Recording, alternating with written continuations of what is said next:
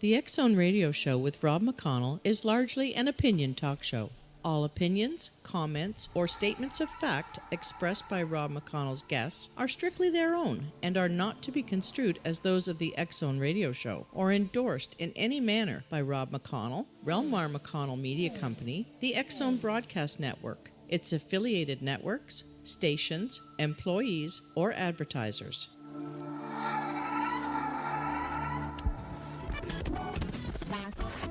All Hit Radio.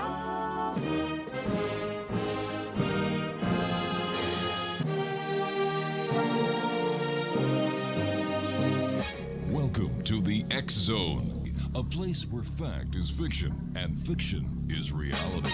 Now, here's your host, Rob McConnell.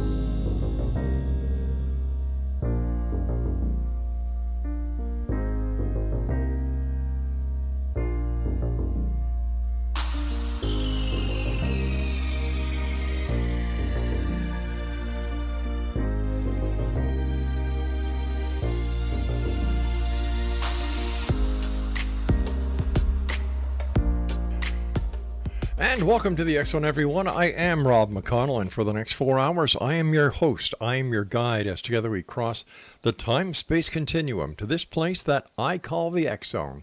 It's a place where people dare to believe and dare to be heard. It's a place where fact is fiction and fiction is reality. And tonight's show is being brought to you around the world on Talkstar Radio Network, Mutual Broadcast Network, iHeartRadio, Simul Radio, and Simul TV, and of course, the X Zone Broadcast Network itself. If you'd like to send me an email, xzone@xzoneradiotv.com on all social media sites, X Zone Radio TV. And to find out about the programming we have available for you 24/7, 365 on the X Zone Broadcast Network, visit us at www.xzbn.net. X Zone Nation, my guest this hour is J.R. Freeman, and he's the author of the Otherworld and Beyond book series. He's a United States Air Force veteran of 18 years that had 2 near-death experiences where he experienced the afterlife. Joining me now is J.R. Freeman. J.R., welcome to the X Zone. Glad to be here, Rob. Well, first of all, sir, thank you for your service. Thank you. You're welcome. J.R., tell us about your 2 near-death experiences. Well, what had happened to me, I had an infection from 4 brain operations from hydrocephalus, which is fluid in the brain. Right. It collected, and it put me in a comatose state for a year. Oh, my gosh. And I went into the afterlife on the operating table for a brief moment on my first operation. But I came through, but I was just a glimpse into the other world, and then I came back. But the second one that put me in a coma for the year, that's when the one that actually took me for a longer time in there, and I seen stuff that that's mostly controversial, and saying that you didn't see anything, but here is the consciousness. If I knew I didn't see anything, then that consciousness exists, so I did exist in that place. So that's what the big debate about if I'm actually dead or am I alive during that time. J.R., can you describe what you saw on the second time that you were on the other side for a longer period of time? Well, I went through a tunnel, and at the tunnel was a light, and then the light opened up, and it was a room of nothing but white. And this voice came out and started talking to me, and tell them that, we've been with you, you have to go back. The things that's what needs to be told, that the changes in this world is going to happen, not only to the world, but to us as well. Right. So that's why it took me back for this moment to tell this, that we do not die, basically. There's no dying. And think about this body in this world. It only operates in this 3D level that we are on. There's dimensions of different levels. So like a 2D and 3D.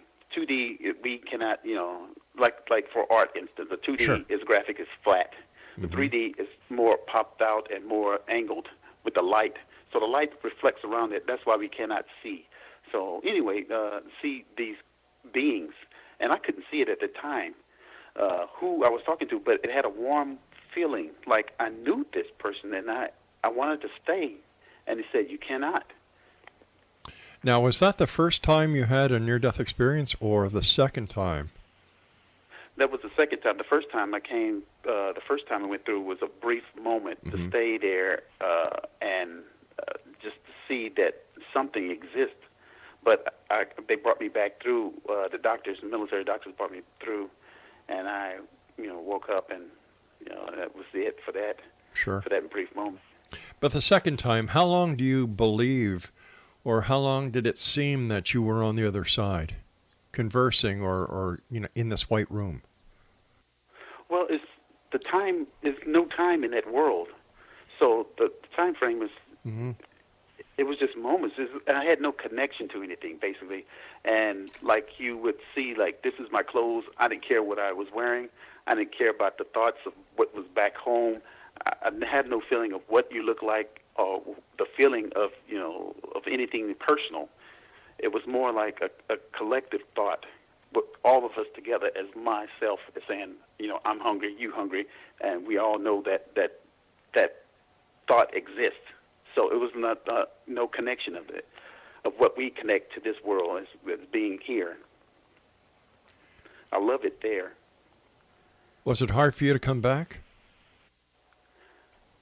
Well, I wanted to come. Well, I was sent back. I was told to go back. I see. Because I had to come back here. And this is the thing what's really intriguing, because this I never had this problem before until I had the near-death experience. But before then, when I was born in Louisiana, I had sense of spirits around me at all times because the voodoo practices going on in that area, and I knew about spirits, so they exist at that place, and I was tormented all this time, and I ran away from it during my life. So that it was always in confidence around me all my life. But when I died, it brought back a memory saying we were there. And here's the thing: when I did die and I came back, this being came to me again in this world and told me, say, I've been with you. I said, no, you haven't. I said, well, prove it. They said, well, go to your photo albums and look at all the albums that you've been to, all these clubs that you went to, all these strip clubs, and all the things that you did in the military that all the military guys do. I was there. I say, no, you wasn't. I say, okay. So I started reviewing those. In those pictures was this light, and I could not figure out what the world that light was. I went through my photo albums, and I said, and I saw it, and it's like, here's this light. I said, and it said, that's me. And I kept flipping through it. That's me. And I said, oh, my God. So I started going through all of them, and then I showed my sister, and she's like, I don't know what that could be. And everybody else I showed it to, they say, who is that behind that? Well, I don't want you to see who is behind this light. I want you to see what this is, this image. And they would say, I don't know. So, and this thing was saying it was, that's me. So that confused me. And so now it's like, am I that creature? Am I that light? Because it said we are the children of light. And this body that we have that, we no longer have it because it dies off and we move on into the other world. So that's what I want to bring out to people, that this is not the end of us, what's going on. It's the beginning. When you look back at the time that you spent in this, the other side, how has that experience changed your life when you came back on this side? Oh my God, I'm glad you asked that, because now, before I didn't have that's this thought that we have now. Like I want to connect with people and tell them that there's something else than this world. There's something better. And I always kept quiet, even though that I had problems back at home when I was young in Louisiana, and I never told it to anybody until after my near-death experience, and it started changing me. And not only changed me in the way of, the physically, but the mental knowledge that was in this digital, like a mainframe, like a computer. I want to say like a computer, have all this knowledge, and you can grasp this knowledge, and you can pull it out and come to this world, and you start viewing future events, not only just the future events, but knowledge of like an inspiration. Most of the people have these inspirations when they, like for instance, like I have an idea, Right. like this Elon Musk. It was the Elon Musk, like he Elon invented Musk, this right? marvelous car, Mm-hmm. and these marvelous inventions. It's like, how do these people think of these things? And that was when I started inventing stuff out of nowhere. And one person said, "Well, how did you know about this?" I said, "Well, I don't know. I just knew." And I never started inventing stuff like this before. The knowledge just poured out of me. And now I don't want to give out my information because the people will steal it. And that's why I stopped giving out, doing these inventions. So I said, I'm just going to write this book. All right, JR, you and I have to take our first break. Please stand by. Exo Nation, JR Freeman is our special guest. His website is www.jrfreemanauthor.com. And JR and I will be back on the other side of this break as we continue to investigate his visit to the other side and how this visit has changed his life forever. We'll be back on the other side of this break. I'm Rob McConnell. This is the X Zone, and we're coming to you from our broadcast center and studios in Hamilton, Ontario, Canada. Don't go away.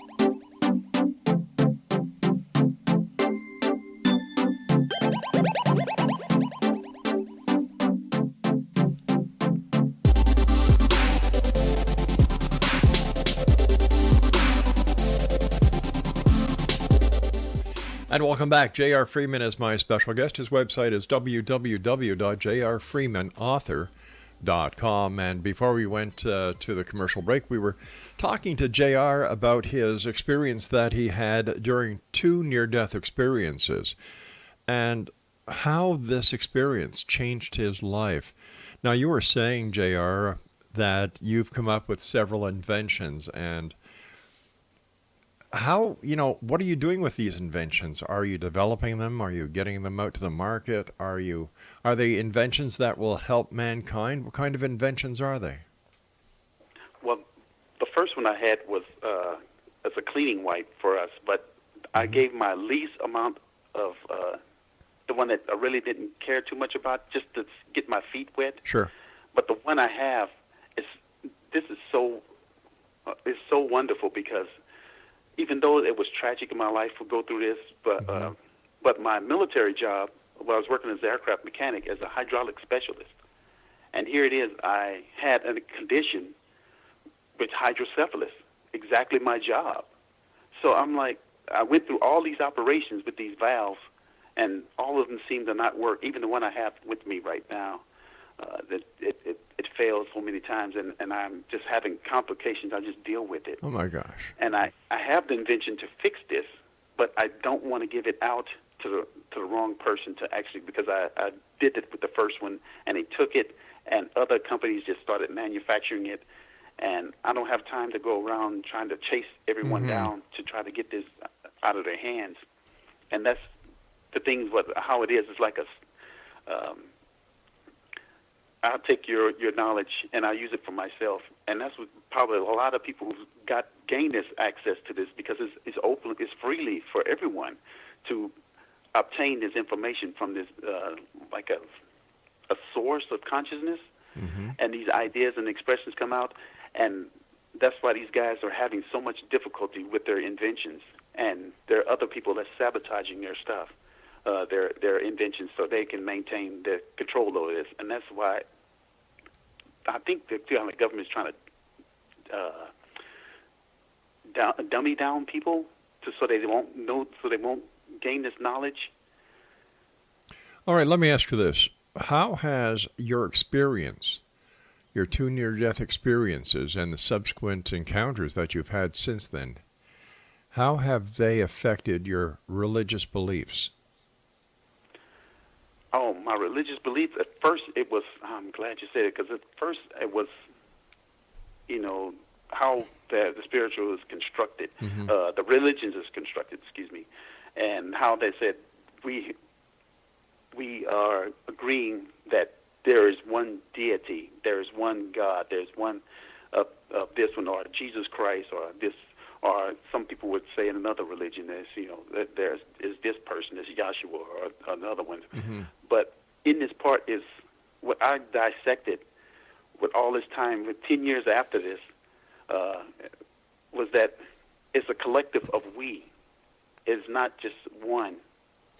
And when it comes down to it, because I'm glad I'm always on your show, and I've been listening to you, and with your interviews, and when people think of religion and think of a spiritual, and think of aliens, and think of other beings from other worlds, I think of it as an intellect, as far as a knowledge, because it's like one of the same.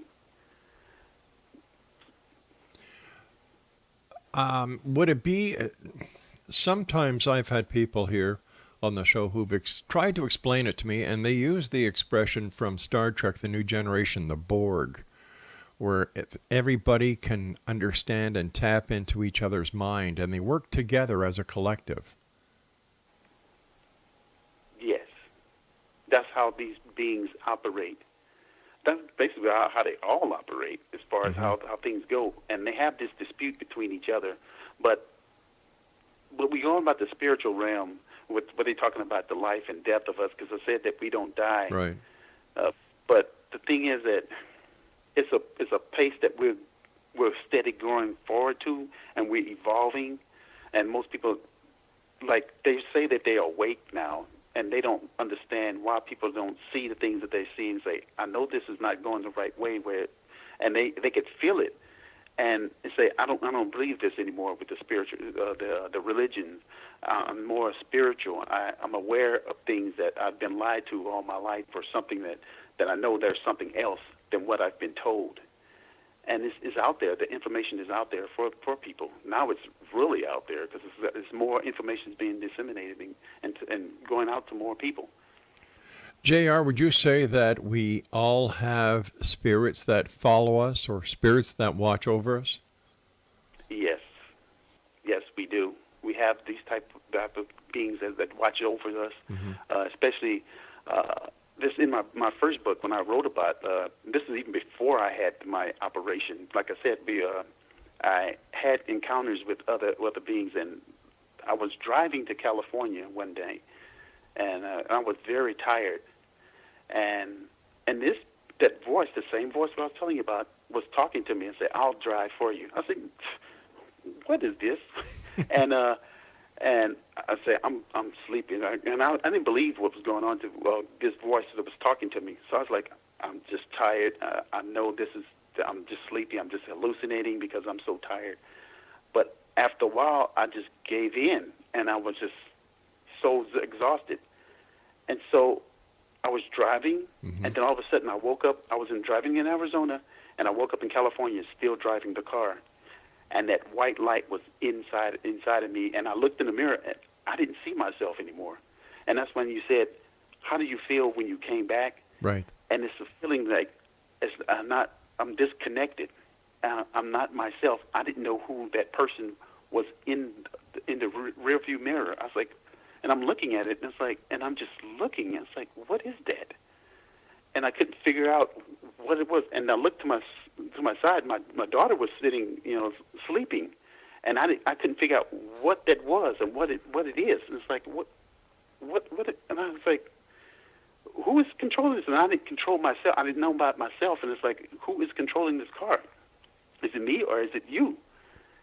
And that's when the light came on and said I'm almost out of gas. And that's the only reason why it woke me up, because the gas needle was on E, and it was blinking, and making noise. And I pulled over to the gas station. I called my mother. I said, Mom, I don't understand. And I explained it to her. It's like, what had happened. And she said, boy, she said in a southern accent, you need to go to the church, boy. You need to go to church. You need to start praying to God. And it's like, oh, my God. And I said, you didn't understand. This is how way above that. It's something else that's inside of me. Right. And I couldn't figure out what it was. See, I've got a theory, JR, that the reason why people are going to spirituality or to other forms of religious belief is because Christianity and the established religious philosophies have not kept up with the times. And if we're looking at what happened to you as this light, this spirit, this angel that guided you, took over for you when you were so darn tired and prevented you from having an accident or falling asleep at the wheel. And if we were to put the events that happened to you, like you have done in modern day terminology, we can actually relate it to some of the Bible stories, like your guardian angel and so on. Does this ring true with you? Yes.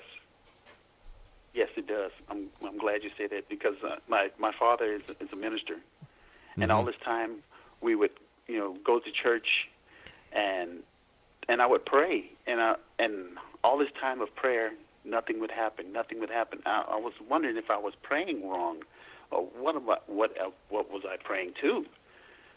And the thing what came in our house is like this black smoke, and I was like, my dad's a minister. Why are we having all these problems? Yeah.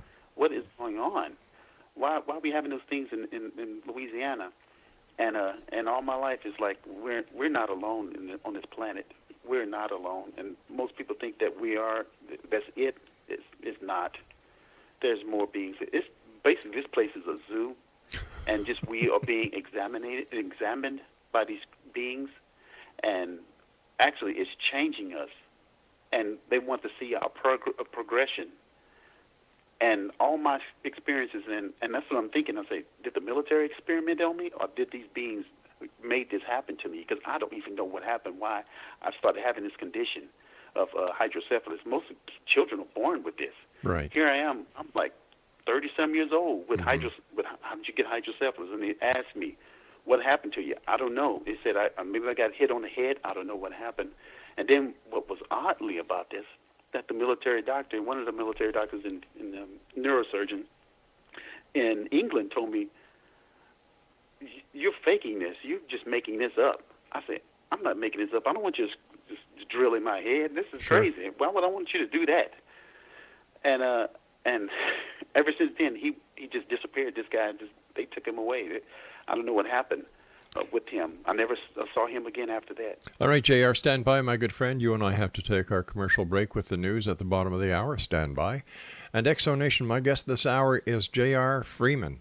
His website is www.jrfreeman.com, and he's the author of The Otherworld and Beyond. And we'll continue this fascinating conversation with J.R.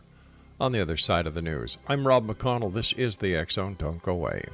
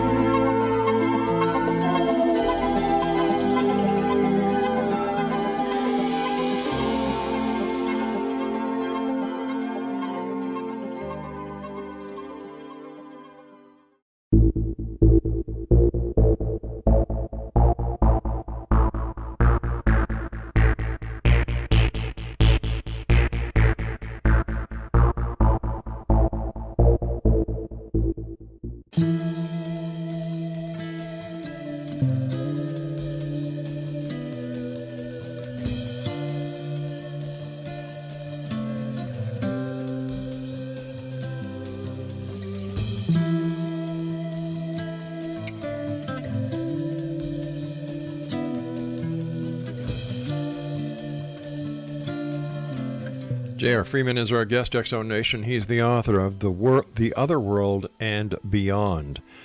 And his website is www.jrfreemanauthor.com. What is the consensus of people that you've had the opportunity of talking to about your experience? Do they believe you? Do they disbelieve you? Mostly the ones I've encountered do not believe me, but the ones who do connect, the ones that said they're awakened, they understand where I'm coming from, because most of them, I checked with people who had near-death experience, and Right. their information is similar to what I experienced. So obviously there's something tangible that I must say, that we are not here to be just to live and die. There's more to us than just that. Let me ask you this, J.R. Why is it that some people can see these spirits or the light like you've seen and others can't? Well, I've seen them ever since I was born. I don't know how those people cannot see them or feel them around. I sense things with these beings with my spiritual eyes, and mostly the frequency changes inside in my area, and I can sense things around me. People can't see them because they don't search out and look for it.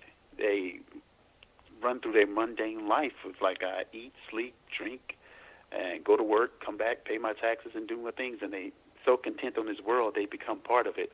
And I slipped into that a couple of times, and I had to pull myself back into reality where I really supposed to be at this point where I'm at right now, learning more about this light.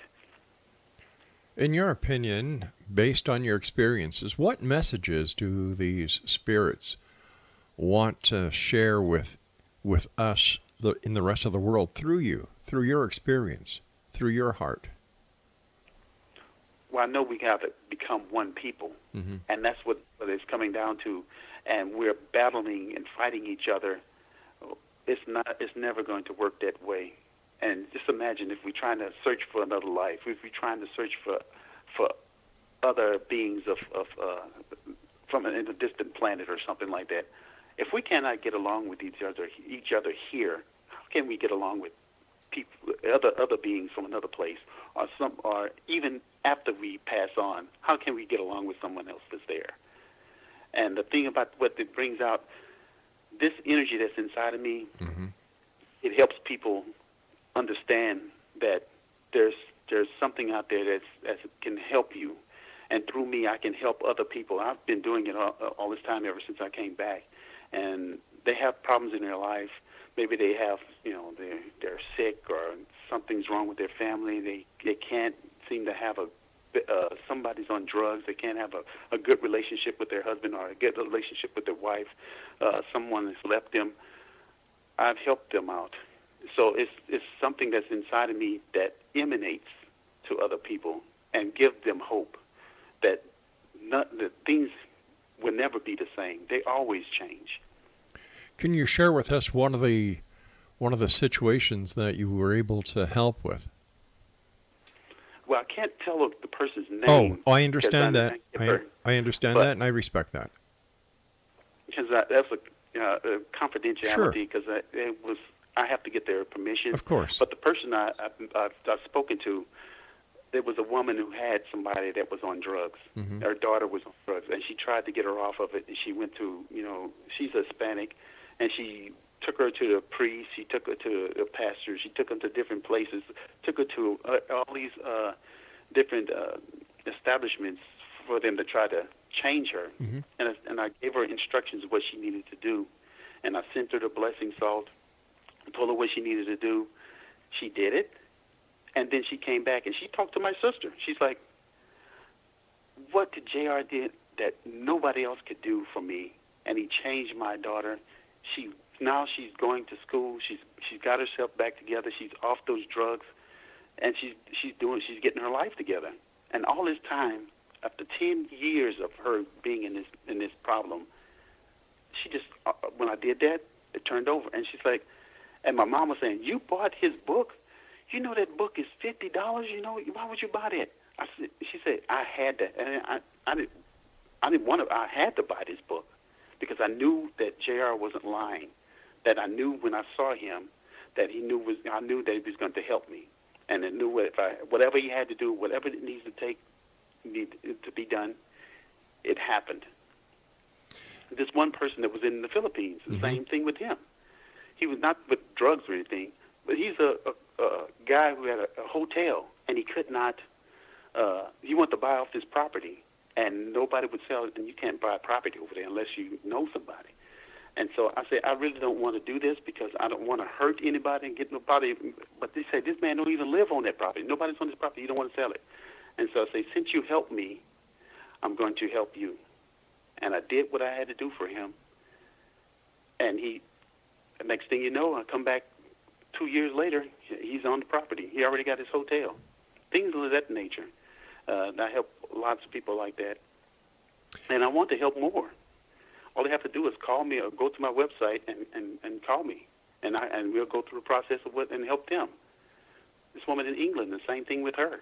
She's like, this woman that she moved in my apartment, I could not get her out. She's eating up my food. She's doing all kind of, she's just eating my food. She's doing all kind of stuff in my place, tearing my place up, and leaving her shoes on the table. And I was like, oh, wow. Why would you let this woman in? Mm-hmm. So what did you, how were you able to help her get that person out? She used the blessing salt that I put in.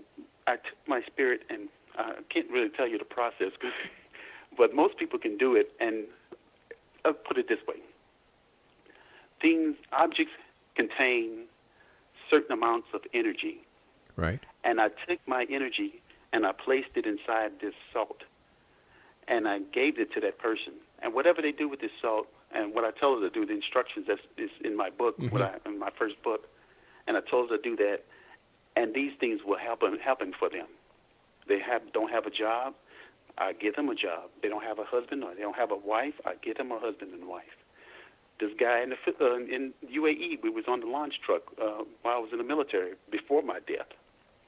He asked me the same thing. He's like, I want me a woman. I said, well, what kind of woman you want? Why you can't get a woman? He said, I just can't now. And he didn't want to say. And I was like, well, what you mean you can't get a woman? He said, well, I want me a black woman. I just laughed. I was like, what? And because he's a Caucasian guy, right. And here we are in UAE, in the Middle East. Right. And I was like, okay. And I said, I don't do these things for people unless, they have done something out of kindness.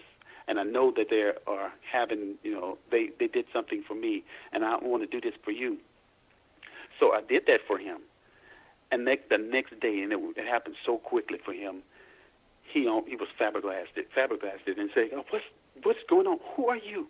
And he jumped out the truck. We was on this launch truck where I was telling you that we fixed the aircraft, and we all workers on this truck. And if a plane breaks, we go out there and fix it. So we all sitting on this truck in the desert, waiting for the plane to take off. And he jumps out of the truck, running in the desert. And I said, where is this guy running to? Run him down, go get his truck. Yeah. So he gets back on the truck. He said, what is wrong with you? I say, he said, I can't talk to you. And he was just stuttering. He just couldn't control himself. He was just so afraid. And that's why I say, I think I can't tell anybody about this. So I kept quiet after that for years. And that was in 1996 or something like that, 97. And so it was way before my operation. So I did not talk to anyone after this, and I didn't help anybody until after my incident. I'd like to ask you a question, and I hope you don't take this the wrong way because there's no malice intended. But why do you think you were chosen to do the work you're doing? I think it comes to a heart. When you have the heart, and it chooses people. It chooses, and I've been chosen at birth. I didn't walk into this. I'm like, I want to do this. And my mom wanted to place me in being a minister. I said, I don't want to do that, and I never did. I said, I don't want to be a minister. I don't want to do that. It's not my calling. And it's something, if I can give this to somebody else, please, you can have it, and all my torment, all the pain that I went through, all my deaths and all this, you can have it, that person. If they want to feel that's a blessing, because it's more of a torment to me. And it hurts. I get depressed a lot, but I still go and I still help people, and I'm still kind towards others. But the thing is, the kindness doesn't come back to me. It's not reciprocated. So it's like, I'm sorry to hear that. I truly am. Mm-hmm. Stand by. We've got to take our final break. And when we come back, wrapping up this hour, we'll continue this conversation with our very special guest this hour, J.R. Freeman. His website is www.jrfreemanauthor.com. And he's the author of The Otherworld and Beyond, as well as other books. We're going to be talking to J.R. about his other books when we come back to this place that I call the X Zone, Monday through Friday from 10 p.m. Eastern until 2 a.m. Eastern. And J.R. and I return. Interesting story. Interesting man. It's nice to know there are people out there who care enough to give, to help. This is what the world needs more of. Thank you for being with us, JR. We'll be back on the other side of this break. Don't go away.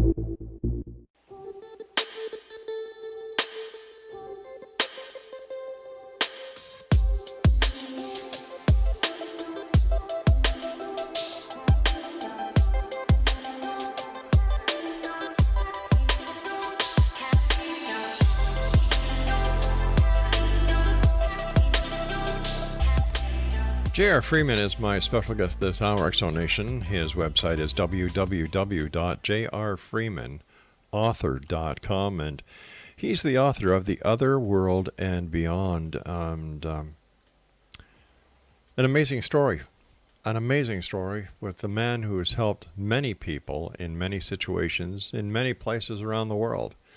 First of all, J.R., thank you so much for coming on the show. A great pleasure having you with us. And I love the work that you're doing, and I appreciate the work that you're doing. oh, thank you. Oh,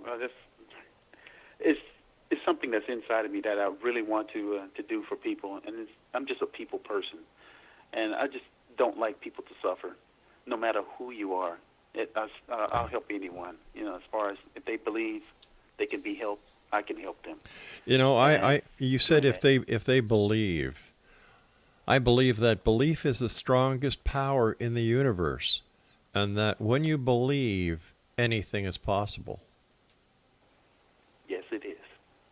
I love it. It's always done for me. Yeah.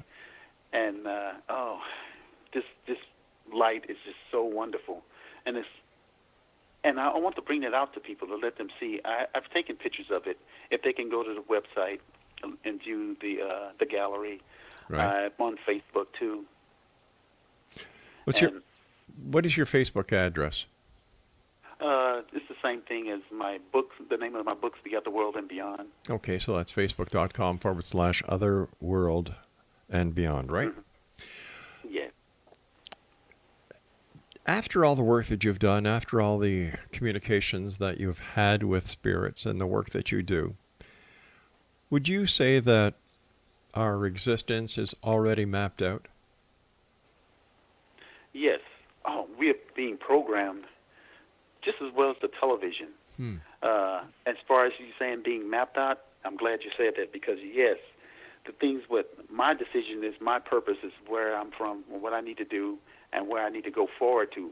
Each one of us has a purpose in life, and all we have to do is tap into that knowledge, what I said about this information bank, a digital library, and we can gain knowledge to actually guide us through our life. But how do you get someone who does not have the ability right now to believe because of everything else that they've been taught and programmed? How do we deprogram them in order for them to understand what their purpose really is? Let go and forget, and then install in, like it's like a digital computer. When you delete, even so some of that information is still there. It's where you open yourself up to actually grasp this information and say, look, I want to dig deeper into this.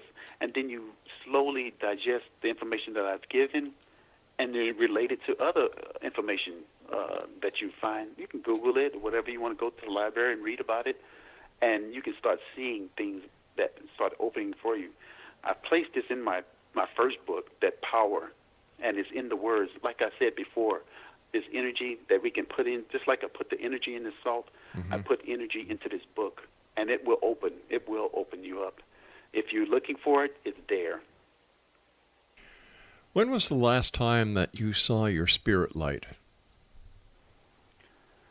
When the last time I saw it? Last week. Wow. I was in bed, and it just flashed. It's like a flash, and a flash of light, and I know it's there, and I hear things in the house started, like the floors creaking, just the normal occurrences that I had in Louisiana, and I know something's there. And I can hear something, a presence that comes. You know, when you feel that presence come into the room, like somebody just walk in, you turn around, you look, and you say, what are you coming in here for? You know, and you will feel them come in. That's what I sense. Because they're light, and they can bend the light around them, you cannot see them. That's what I said. You need to take a lot of pictures to actually to catch the images of this. And if they want to, I can go visit them, and then they can just take pictures and see for themselves with their own camera this spirit, or whatever you want to call it, white light. White light. Yeah. Now, you and I were Well, talking. You and I were talking during the commercial break about the other books you've written, and what explain to our listeners how you came to writing all the books you've done. I found that very interesting. How I came? Oh, when I came through, I was wheelchair bound. I could not walk. My whole body went into atrophy as being in a coma, being comatose. So they sent me to my mother's home, so where I can actually, go to physical therapy and then try to bend my legs and get me back walking again. So I'm lying in the bed, and I can walk just a little, barely, just a little bit. And so my mom had a minister come to the house, and as soon as he walked through the door, well, my door, that, like I said, something came inside, and I was like, okay, she's showing me off again. So that's when that the spirit came, the way you want to say, I say spirit, white light, whatever it may be, came in my room and started to get up. And that's when it took me through a whole process. And then finally, when it told me at the end, it said, and I say, who are you? He said, and that's what I said, I met you before, and I've been with you. And he said, well, what you want from me? He's like, I want you to write this book. And I said, what book? He said, remember that book that you was trying to write in 1992? You didn't know what you want to write or how to even start writing? I said, yes, I don't like to write. And he said, well, I'm going to show you what to write. And so I started writing. He said, start with your life. And I starting with the right, and then I start adding stuff into, so I start writing about this man going to become president, and then the second in charge, Gabby Giffords, getting shot in the head and instantly healed. And then the second in command, which is Donald Trump, was going to take this a whole new spin on what's going on right now. All the stuff that's happening, all these natural disasters. Here I am writing this stuff in the bed. Wow. And I didn't even know what was going on. I was writing I thought it was 7 chapters, but it came out to be 7 books. I didn't sleep at all. I was writing day and night. And I didn't have the money to publish all 7 at one time, so I had to do each one, once a year until I get them out. But it's just amazing if they ever get a chance to read those. Now, where are your books available? Where can our listeners find them? They can get them on my website, or they can get them at Barnes & Noble or Amazon. You can go to my website, and I can send you a copy, signature one, Right. At jrfreemanauthor.com. And also have my phone number on there if they want to talk about their life or whatever, and if I can see if I can help them. So it is a perilous time right now that people need help. There's so much false help out there, so much false people that actually take their money and just, here you are. Oh, Nothing. I agree with you 100%. The internet is full of those people who claim to do a lot, but in reality, they're nothing else but scammers, and they just want your money. Yeah, I'm not like that. Just give me a shot. Just give me a try. And if you don't believe me, just buy me a cup of coffee. We'll go just talk over it. Listen, what are your final thoughts for the what's your message that you would like to give from your heart right now to all the people who are listening to you around the world on the X Zone? If you have anything that needs help, give me a shot. As far as it could be, just whatever that's bugging you, whatever is a problem you have problems with today, there is a solution. I'm here to help you. Not somebody else is going to try to take from you. I'm here to give to you, not to take. You're a good man, JR. You're a good man. I try to be as much as I can, sir. And it comes across. I can hear it in your voice. I can certainly hear it. What's next for you? What are you going to be doing next? You've got 7 books. What's next? Profits for Profits. How to manipulate objects and how to manipulate matter. Now that's going to be a very interesting book. When is it coming out? After I finish these books, so maybe like after 2024. After I forgot about that. It's 2024, we having a major event. 2036, we having another major event. And each 6 years, which is in my first book, which I wrote, we having a major event that's going to happen. And that's the reason why I want to help people. I'm glad you said that. Rob, I'm really glad you said that, because that brings a lot of my heart. JR, I want to thank you from the bottom of my heart for all our listeners tonight for joining us. And we look forward to the next time that you come back here in the X Zone and share some more of yourself and your stories. And maybe you can tell us what's going to be happening in 2024 and every 6 years after. Okay, that'd be great. Take care, my good friend. Thank you so much for joining us, and be well, and thank you for all you do. Okay. Bye-bye now, JR.